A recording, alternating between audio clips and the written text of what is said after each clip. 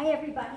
What I'd like to talk about next is the process known as passive transport. The example that we're going to use of passive transport is glucose transport from the outside of a cell to the inside of cells. Because we've already talked about the concept of homeostasis and the fact that one type of work cells need to do is to maintain a relatively stable internal environment.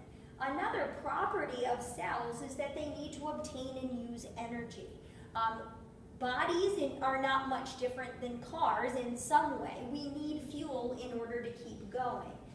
So for instance, when my husband and I decided to take the children to New Hampshire, we loaded up our Honda Accord with all kinds of luggage. I have no idea why we needed to bring so much stuff, but we did, as it turns out. So we fueled up the car with some gas. I think the chemical formula of gas is C8H18. So there's strings of carbon atoms, and as it turns out, those carbon atoms store energy in the bonds, the chemical bonds that hold them together, and when those are broken, they provide fuel. So energy.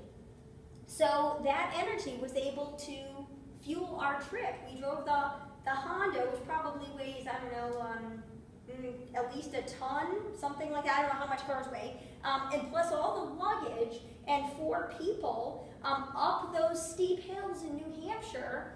All of that energy was supplied by the energy in those carbon atoms in the gasoline.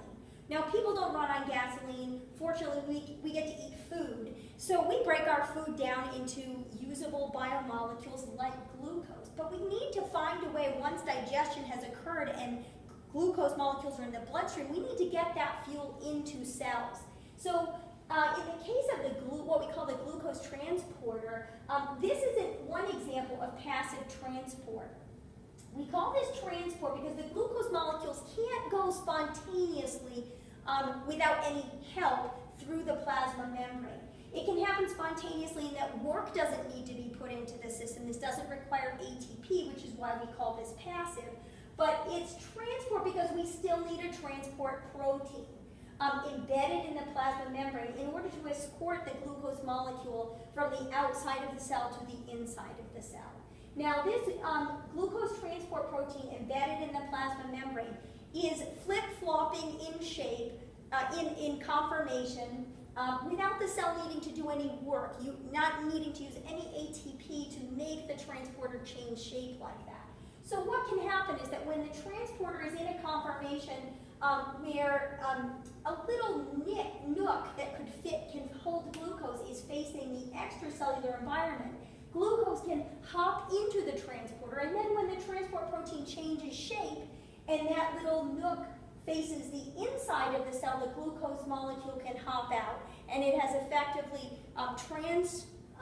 been transferred from the outside of the cell to the inside of the cell.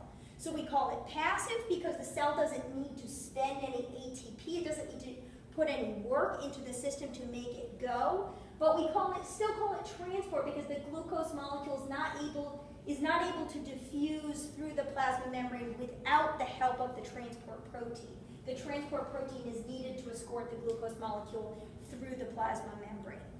Thank you.